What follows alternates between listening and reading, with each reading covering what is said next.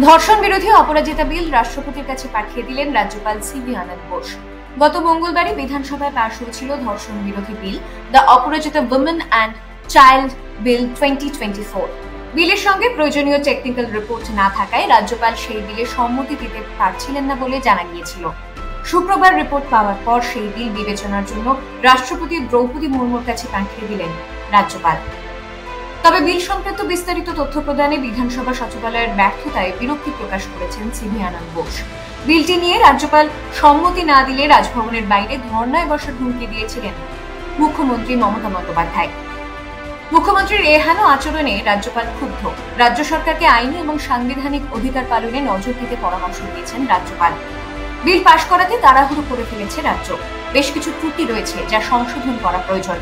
অপরাজিতা বিল প্রসঙ্গে এমনটাই বলেছেন রাজ্যপাল। অপরাজিতা বিল কি? আরজিকর হাসপাতালের ঘটনায় প্রথমে মুখ্যমন্ত্রী জানিয়েছিলেন ধর্ষণ বিরোধী এবং নারী সুরক্ষার জন্য তিনি নতুন এবং তীব্র আইন আনার দাবি জানাবেন। সেই মতো মঙ্গলবার বিধানসভায় অপরাজিতা নামের বিলটি পেশ করেন মমতা বন্দ্যোপাধ্যায়। মহিলাদের ক্ষেত্রে 12 ঘন্টা কাজের সময়সীমা বেঁধে দেওয়া হয়েছে তাতে। পাশাপাশি ধর্ষণ রুখতে কঠোরতম শাস্তির পাশাপাশি দ্রুত বিচারের উপর গুরুত্ব দেওয়া হয়েছে অপরাজিতা বিলে। তদন্ত শেষ করার সময়সীমাও বেঁধে দেওয়া হয়েছে।